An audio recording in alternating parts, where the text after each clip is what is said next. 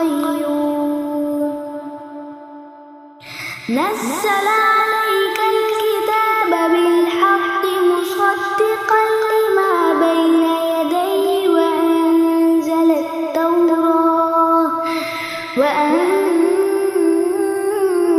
التوراة والإنجيل من قبل هدى للناس وأنزل الفرقان